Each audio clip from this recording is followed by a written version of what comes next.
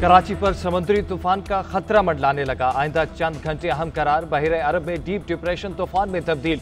समुद्री तूफान असना कराची के जनूब मशरक में 120 किलोमीटर की दूरी पर महकमा मौसमियात ने ट्रॉपिकल साइक्लोन का 5वां अलर्ट जारी कर दिया। कराची में तेज हवाओं के साथ वक्फे वक्फे से बारिश। कुरंगी और पीपल्स चुरंगी के करीब दरख्त गिरने से खातून समेत 2 अफराद जाँ बहक, एक शहरी जख्मी।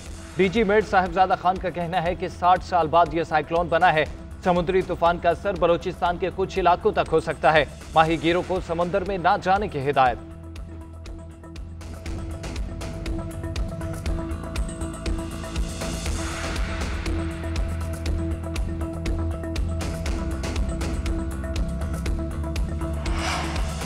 वजीर आला सिंध मुराद अली शाह का कहना है कि अब भी साइक्लोन का खदशा है। हमारे इदारे अलर्ट हैं। हमेशा कहता हूं, कुदरत से झगड़ नहीं सकते। हमारी तैयारी पहले भी थी, अब भी है। कोशिश होती है कि सूबे के लोगों को कम से कम तकलीफ पहुंचे। सिंध के तमाम अजला में एवरेज से ज्यादा बारिशें हुई। हमने जो इकदाम उठाए उनका साफ फर्क नजर आया। बेहतरी की गुंजाइश हमेशा रहती है। कुछ अफसोसनाक वाकयात भी हुए हैं।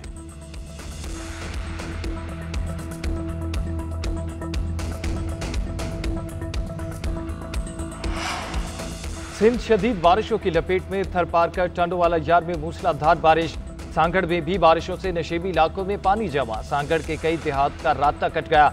बदीन में तूफानी बारिशों से सैलाबी सूरत हाल शहरी घरों में महसूर।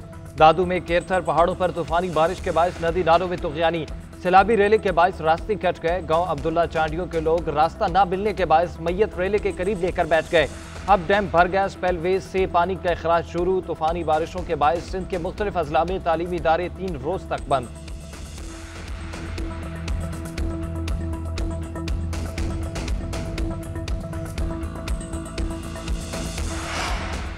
बारिशों से पहाड़ी इलाकों में लैंडस्लाइडिंग। दीरबाला में पात्रा के इलाके में घर पर मट्टी का तौदा गिर गया। मलबे तले दबकर 13 अफराद जाँ बहक। मरने वालों में 6 बच्चे, 6 ख्वातीन और 1 मर्द शामिल। सैलाबी रैले ने दीरबाला के सियाहती मकाम कुमराट में तबाही मचा दी। रैले में बहकर आने वाले पत्थरों से होटलों को नुकसान। कुमराट जाने वाली मेन शाहरा बरी कोट के मकाम पर दरिया बुर्द हो गई।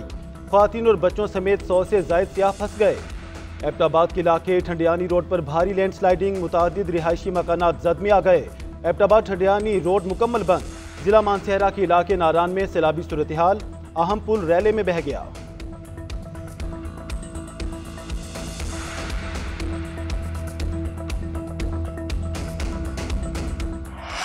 मौलाना को मनाने का मिशन। शहबाज शरीफ वफ्द के हमरा मौलाना फजल रहमान के घर पहुंच गए।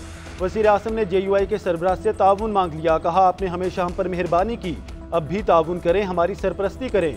हम चाहते हैं दोबारा मिलकर चलें। मौलाना का फौरी ताउन करने से इनकार। इंतखाबात में धांधली की गैर जानिबदाराना तहकीकात का मुतालबा कर दिया। कहा, फैसले अकेले नहीं करता, शुरा से मुशावरत जरूरी है। हम तो वहीं खड़े हैं, आपने ही रास्ता बदल लिया। वजीर आजम शहबाज शरीफ ने कहा, आपके मुतालबात मानने को तैयार हैं। वजीर आजम ने फजल रहमान की खैरियत दरियाफ्त की। नवाज शरीफ की तरफ से नेक तमन्नाओं का पैगाम पहुंचाया।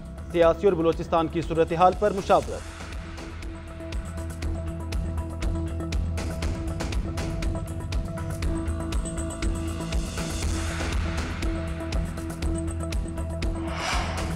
मुस्लिम लीग नून के बड़े आज फिर सर जोड़ेंगे। मियां नवाज शरीफ ने आज हंगामी इजलास बुला लिया।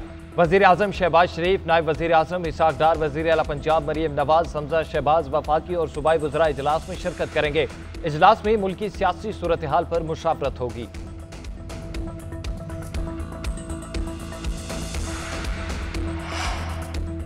घरेलू सार्फिन की तरह इंडस्ट्री के लिए भी बिजली बिलों में पायदार रिलीफ चाहती हूँ। सनतकारों से मिलकर पंजाब में इनकलाब लाएंगे। वज़ीर आला पंजाब मरियम नवाज की एंटरप्रेन्योर ऑर्गेनाइजेशन के वफ़द से गुफ्तगू। कहा, हालात को रात भर में बदला नहीं जा सकता, ताहम बदलने का आज़म और हौसला मौजूद है। पंजाब को बिजनेस फ्रेंडली सूबा बनाना चाहते हैं। वज़ारत आला का ओहदा चैलेंजिंग है। 14 करोड़ लोगों की जिम्मेदारी के एहसास से रात को नींद नहीं आती। इंडस्ट्रियल स्टेट को रियल स्टेट बनाना अफसोसनाक है। एक्सपोर्ट हमारी मईशत की लाइफलाइन है। मकामी सतह पर बरामदात बढ़ाने के लिए तमाम सहूलतें देंगे। इंडस्ट्री के मसाइल हल करने के लिए आला सतह कमेटी बनाने की तजवीज़ पर इत्तफाक। अली आलम कमर मुतफिका तौर पर फोकल पर्सन मुकर्रर।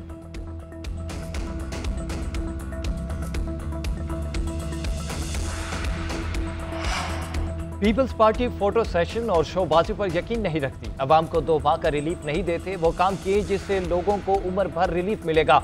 पीपल्स पार्टी जल्द वफाक में हुकूमत बनाएगी। सिंध के वजीर शर्जील मेमन का कहना है बिलावल भुट्टो ने सोलर मंसूबे की शुरुआत की। सोलर मंसूबे से 2 लाख खानदानों को मुस्तकिल रिलीफ दिया। थर पार कर पाकिस्तान की तकदीर बदलेगा। थर के कोयले से सस्ती बिजली बन रही है। सिंध के मुख्तलिफ अजला में बारिशों का हैवी स्पेल है। 21 लाख घर बना रहे हैं ताकि सैलाब में लोगों को डूबने से बचाया जा सके।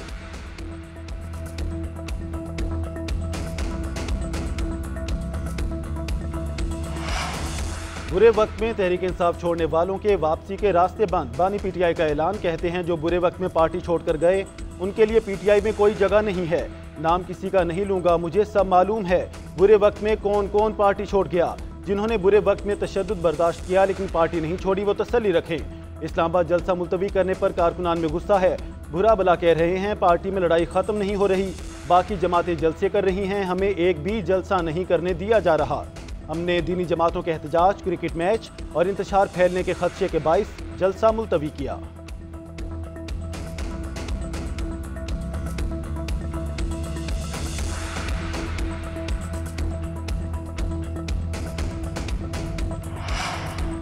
बानी पीटीआई पर जेल में सख्ती शुरू कर दी गई। फैमिली के लोगों को मिलने नहीं दिया जाता। 8 सितंबर के जलसे की वजह से हुक्मरान खौफजदा हैं। अलीमा खान की अटियाले जेल के बाहर मीडिया से गुफ्तगू। कहा कल सिर्फ उमर अयूब और शिबली फराज को जाने दिया गया। आज भी मुतादिद रहनुमा बाहर बैठे हैं। हुकूमत 190 मिलियन पाउंड केस में बानी पीटीआई को जल्द सजा दिलवाना चाहती है। ये नाजायज केसेस बनाते चले जा रहे हैं। हम 1 साल से ये तमाशा देख रखे हैं। हम कब तक इनका तमाशा बर्दाश्त करते रहेंगे। शहबाज शरीफ और मरियम नवाज की हुकूमत का खौफ बढ़ता जा रहा है। हम पर दहशतगर्दी के पर्चे काटे गए।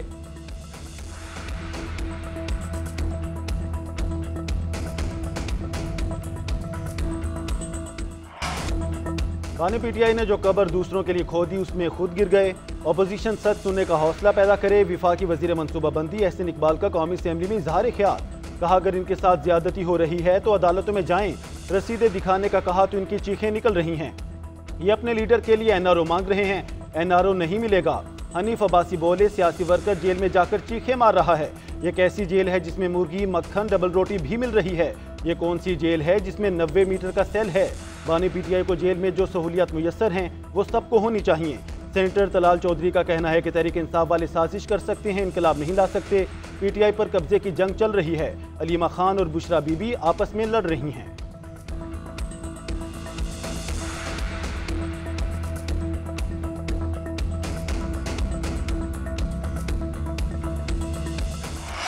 मियां नवाज शरीफ जब और शहबाज शरीफ और ये लोग जिस वक्त ये जेल में थे, इनके खाबे होते थे। हजारों लोग उधर मिलने के लिए गए थे। वहां पे मौज मेला होता था। और उसके बाद वो एनआरओ और लंदन प्लान के तहत ही आप लोग इधर आए हो और फॉर्म 47 की हुकूमत आपकी बनी है। एहसन इकबाल और हनीफ अब्बासी को याद होना चाहिए कि जनरल बाजवा ने उनकी सहूलत कारी की। नवाज शरीफ के प्लेटलेट्स कम दिखाकर राह फरार को मौका दिया गया। अपोजिशन लीडर उमर अयूब का कहना है आप फॉर्म 47 की बुनियाद पर आए। अवाम ने तो आपका खात्मा कर दिया था। बानी पीटीआई को डेथ सेल में रखा हुआ है। सिंध में मुखालिफिन को दीवार से लगाया हुआ है। बैरिस्टर गौहर बोले हमने हमेशा अवामी सियासत की। जब भी आजाद अदलिया के सामने आएंगे बानी पीटीआई के तमाम केसेस खत्म हो जाएंगे। इस पार्लियामान में बैठे लोगों को अजनबी समझते हैं। एहसन इकबाल को कहते हैं पार्लियामान में हाथ उठाकर कहे वो जीते हुए हैं। हनीफ अब्बासी के पास इस वक्त 7000 वोट भी नहीं।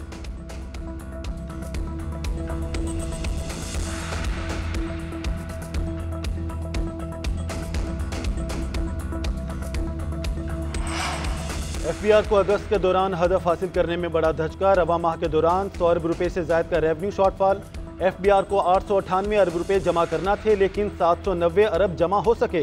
रेवेन्यू शॉर्टफॉल के बायस एग्जेक्टिव बोर्ड से मंजूरी में मजीद मुश्किलात पैदा होंगी। वजीर आजम ने वजीर खजाना और चेयरमैन एफबीआर से शॉर्टफॉल पर रिपोर्ट तलब कर ली। शॉर्टफॉल पूरा ना हुआ तो हुकूमत को मिनी बजट लाने की तजवीज़।